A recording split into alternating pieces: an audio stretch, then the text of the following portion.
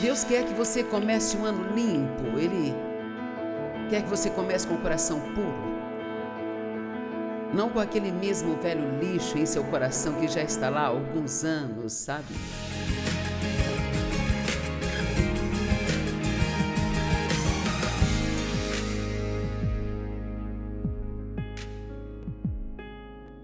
Eu realmente tenho uma visão para este ano e eu vou ensinar muito sobre maturidade espiritual.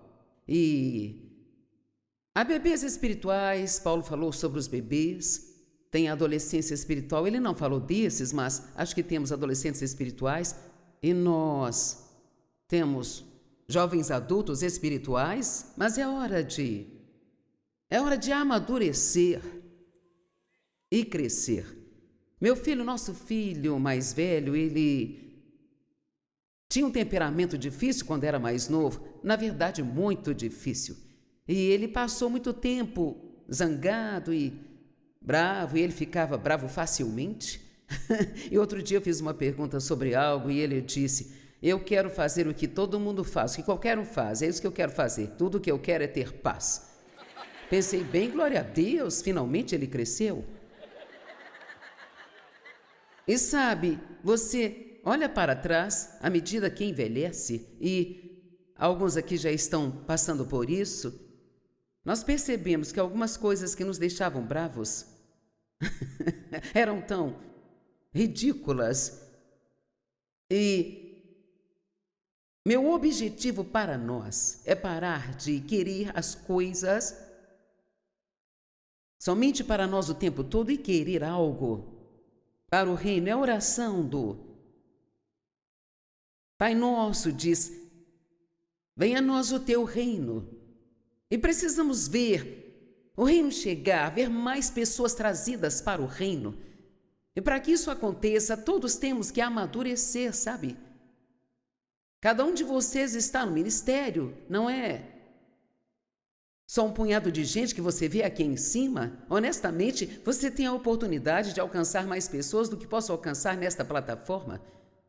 Porque as pessoas que precisam estar aqui provavelmente não pisariam aqui, mas você mora ao lado delas, trabalha com elas, você vai ao supermercado, encontra com elas. E quero ver as pessoas ficarem mais ousadas, não necessariamente achando que tem que sair por aí pregando para todo mundo, mas sim vivendo a vida pela qual Jesus morreu para que vivêssemos, e parar de ficar inventando desculpas para sermos bebês. Se você foi salvo há algum tempo, precisa ver o crescimento na caminhada com Deus. E o Novo Testamento especialmente fala muito sobre o nosso comportamento. Sabe, não são nossos adesivos no para-choque, nossos broches de Jesus e levar uma Bíblia para o trabalho que impressiona as pessoas, é o seu comportamento. É como você as trata, como fala com elas ou sobre elas. Você está disposto a ajudá-las quando estão para baixo? Nós somos bons em orar pelas pessoas, mas e quanto a ajudá-las? Eu volto a dizer, nós somos bons em orar. Você ouve algo? Ah, isso é uma pena, eu vou orar por você. Bem, ajude-as. Deus me disse há alguns anos atrás, eu estava orando para que ele fizesse algo por alguém. Ele disse: não me peça para fazer algo que você poderia facilmente fazer. Pare de me pedir o que você facilmente poderia fazer e simplesmente não quer fazer. Amém? Então eu vou falar com você hoje sobre algo que não é nenhuma novidade. Não é uma mensagem que você nunca ouviu antes, mas não significa que não precise ouvir novamente. Como tratar seus inimigos. Estou fazendo uma suposição quando digo isso, mas eu faço isso com base em 40 anos de experiência. Provavelmente há mais pessoas aqui que estão bravas com alguém do que as que não estão. Vamos, vocês me parecem tão inocentes. Quem sabe você está aqui com a pessoa com quem você está bravo? Quem é um inimigo? O inimigo é alguém de quem você tem raiva. Alguém que te feriu, alguém que abusou ou abandonou você, alguém que não estava lá por você, quando precisou, depois de você ter estado lá por eles, a vida toda? É alguém com quem você tem tido dificuldade de estar perto agora porque eles não te trataram direito em algum momento? E a Bíblia nos diz que Deus, Ele é o nosso vingador. Ele é aquele que vai trazer justiça para as nossas vidas, mas Ele não a trará se você tentar trazê-la. Você me ouviu? Ele não o fará se você tentar fazê-lo. E assim, Ele nos diz como tratar os nossos inimigos. E sabe, agora eu não consigo pensar no inimigo que eu tenha, mas não significa que eu não terei um amanhã. Quantos sabem que você provavelmente tem umas 30 oportunidades por semana para se ofender se você quiser? Mas é uma escolha, você não precisa deixar se ofender.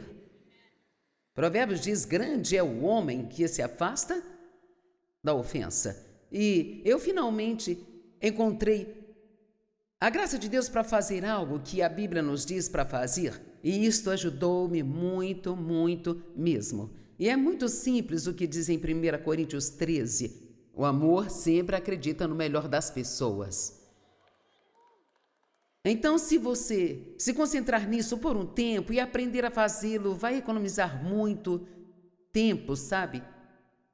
Sabia que ficar com raiva é ruim para você? Ruim para a sua saúde? Ruim fisicamente? Isso te deixa cansado? Ficar com raiva te deixa cansado?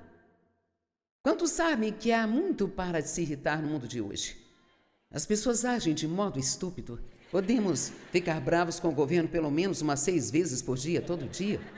É só você ler as notícias e fica com raiva, sabe? Não é difícil ficar com raiva, mas Deus nos diz para deixar que Ele lide com nossos inimigos, enquanto nós, ouçam-me, enquanto nós continuamos a fazer a sua obra. Agora, se você fica irritado e se concentra nos seus inimigos, então você para de fazer o que Deus quer que você faça. Venha, vocês me parecem muito quietinhos, mas eu sei que você está pensando em algumas pessoas, está pensando, bem, você simplesmente não sabe o que fizeram comigo? Para ser absolutamente honesta, não importa.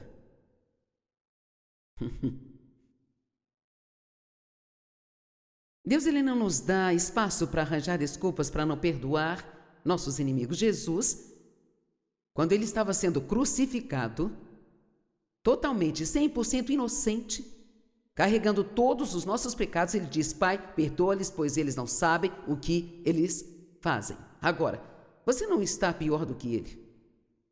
Então não há nada que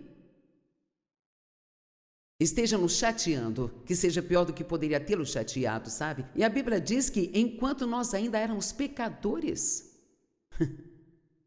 você consegue perdoar as pessoas enquanto ainda estão te ferindo.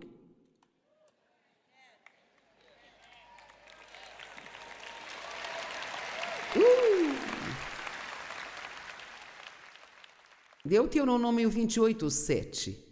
O Senhor fará com que seus inimigos que se levantarem contra você sejam derrotados diante de você.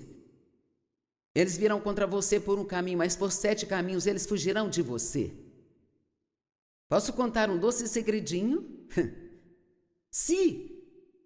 Digo isso em voz alta, se nós continuarmos a fazer as coisas do jeito que Deus quer e amar as pessoas e perdoar,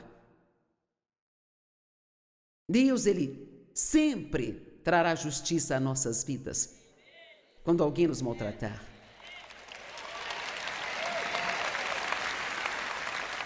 Eu já vi isso acontecer muito, sabe? Nem sempre acontece rápido. Houve um grupo de pessoas que me magoou muito, muito, muito mesmo.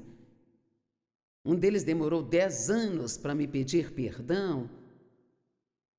Então, às vezes, Deus nem sempre faz isso muito rápido, mas sabe, quando nós oramos por pessoas que nos feriram, não estamos orando para que ganhem uma casa ou um carro novo, não é esse o caso. Na maioria das vezes, quando você ora pelas pessoas que te machucaram, o que Deus fará é fazer com que percebam que machucaram você, porque, honestamente, a maioria das pessoas que te ferem nem sabe o que estão fazendo. Estão agindo pela própria mágoa. Sabe, tem tantas pessoas feridas por aí se deparando com outras pessoas feridas, apenas ferindo umas às outras. E até o meu pai, que abusou de mim sexualmente.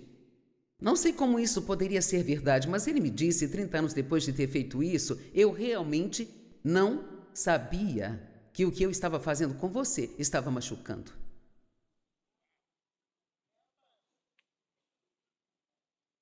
Sabe por quê? Porque ele foi criado em uma atmosfera semelhante. Ele disse que foi só quando ele começou a ouvir algumas histórias na televisão sobre o que o abuso faz com uma criança, o abuso sexual, que ele entendeu que ele tinha me machucado. Não é à toa que Jesus disse: Pai, perdoa-lhes, pois eles não sabem o que eles fazem.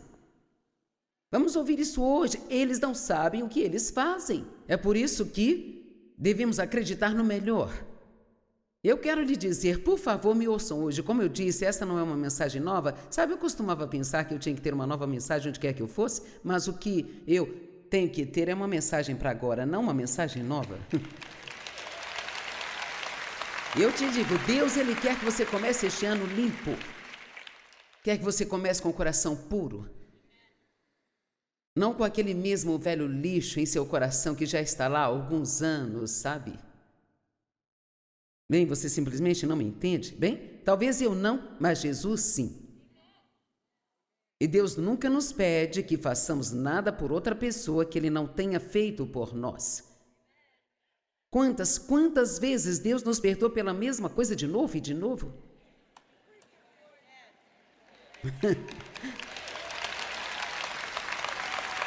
Eu sei que você diz, eu não posso evitar a maneira como me sinto. Isso é verdade, você não pode.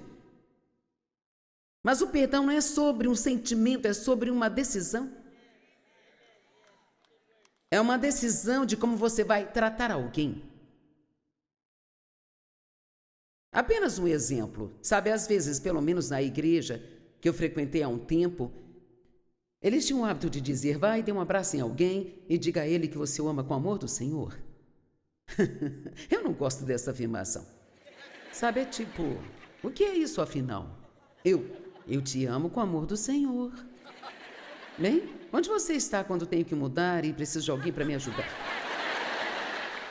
Você pode me amar com o amor do Senhor e tudo mais na igreja, me abraçar, mas, sabe, precisamos ser reais com as pessoas. O que elas precisam é de ajuda. Precisam de encorajamento. Elas precisam se sentirem amadas, se sentirem cuidadas, ter suas necessidades atendidas.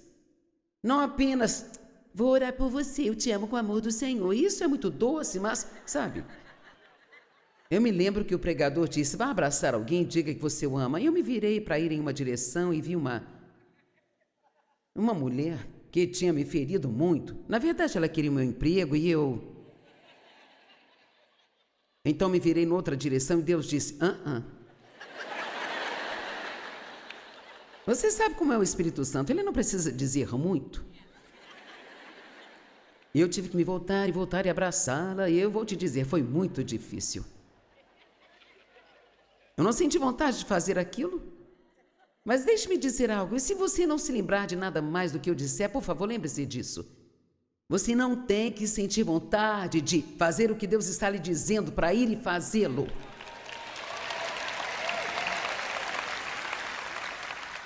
Eu tenho que dizer isso de novo. Eu estou vendo vocês aí em cima.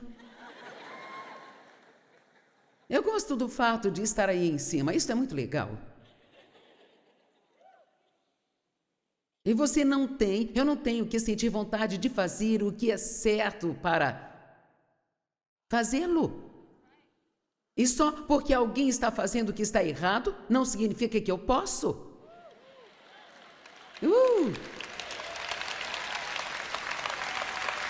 É difícil. Sabe, eu fiquei mais inteligente ao longo dos anos. Agora, quando alguém me machuca, eu começo a orar imediatamente. Deus, me ajude a perdoar. Ajuda-me a perdoar. Ajuda-me. Eu costumava esperar e dar o meu chilique primeiro. E sabe, Fique bravo por pouco tempo. Nós gostamos de dar comidinha para nossa carne, mas, por favor, não fique bravo por muito tempo. Você entendeu, meu irmão, certo? Não fique bravo por muito tempo. Não vou falar com você mais, pelo menos por hoje. Meu filho me ligou, aquele que tinha temperamento ruim, e ele disse: eu tenho que te fazer uma pergunta espiritual. Eu disse: ok, vai em frente. Ele disse: como?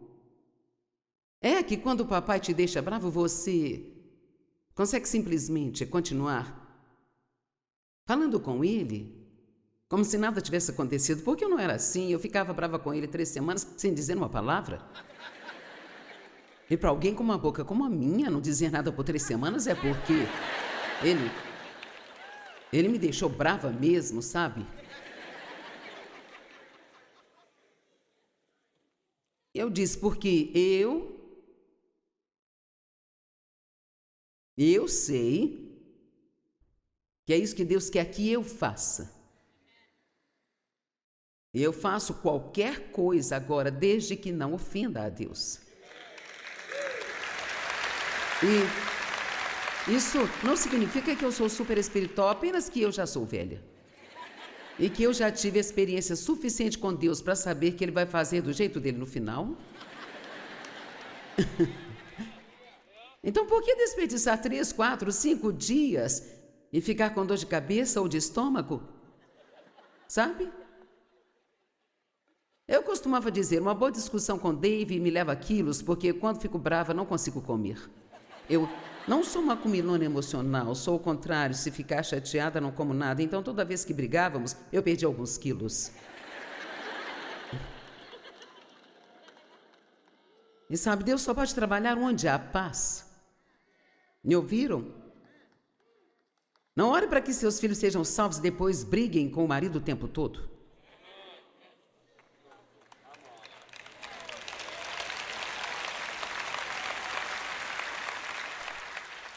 Jesus, quando enviou os seus discípulos de 2 a 2, ele disse: ao entrarem numa casa, digam: paz seja contigo. E se a paz estiver ali, você pode ficar e trabalhar lá, mas se não, então sacode a poeira dos pés e siga em frente. Você tem que ter uma atmosfera de paz para trabalhar. É por isso que no Ministério Joyce Meyer, desde o primeiro dia, Deus me disse: se você quiser ser bem-sucedida, tem que manter o conflito fora de sua vida e deste ministério. E para isso você tem que trabalhar nisso. Porque quando você tem 500, 600 funcionários, você tem que tentar se dar bem com todos eles todos os dias. Sim, amém. Aquele senhor sentado ali ao lado do Dave é nosso pastor de equipe. Temos muita gente, temos que ter um pastor para... E uma das coisas que ele está no comando, para minha grande alegria, é a resolução de conflitos. Eu não tenho que lidar com isso. Se uma pessoa fica brava com a outra e não perdoa, nós ligamos para o Mike. E quer saber se ele trabalhar com a pessoa por algum tempo e não resolver, alguém tem que sair. Porque eu trabalhei demais e paguei um preço muito alto para ver alguém estragar tudo isso por causa de um chilique emocional. Vamos lá. Você tem que ter paz. E a única maneira de ter a paz é de propósito. E você só terá paz se tiver humildade. E humildade significa que você não se importa com quem está certo. Quantas vezes brigamos para provar quem está certo? Eu estou certo, eu tenho razão, sabe? Sabe estar certo é altamente superestimado. Qual é o grande problema, afinal? Você tem razão, eu estou certo. Todo mundo quer dizer o que pensa. Bem, quem se importa com isso? Dê sua opinião quando alguém te pedir.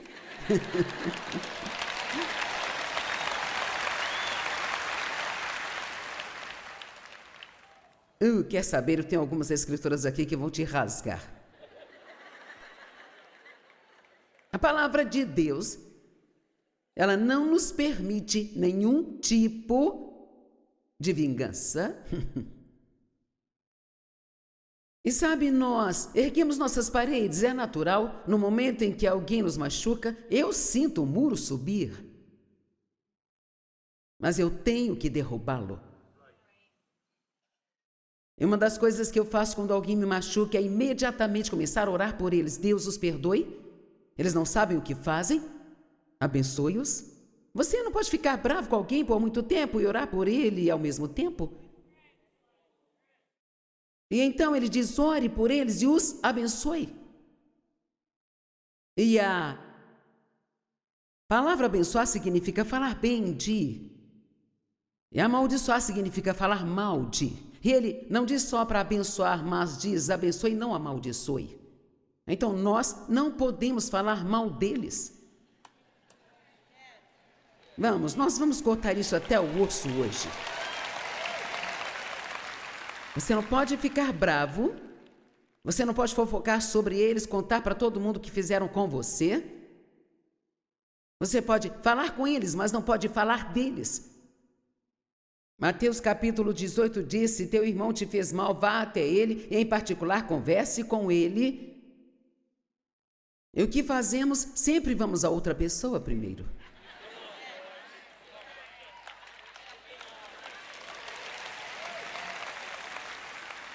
E muitas vezes nos tornamos mentirosos no processo porque dizemos, só estou te contando porque quero que ore por mim. Não é isso. Você está dizendo isso porque quer contar. Só vou falar disso com você porque eu preciso de um aconselhamento espiritual. Você não precisa disso, você já sabe o que a palavra diz. Precisa de obediência. Eu estou falando comigo mesma também. Se você não gostar disso, eu vou pregar para mim. Agora, abençoe e não os amaldiçoe. E se ele tiver fome, alimente-o. Se tiver sede, dá-lhe de beber. Se o carro quebrar e ele precisar de uma carona para trabalhar, ofereça. Vamos, gente, eu estou amplificando.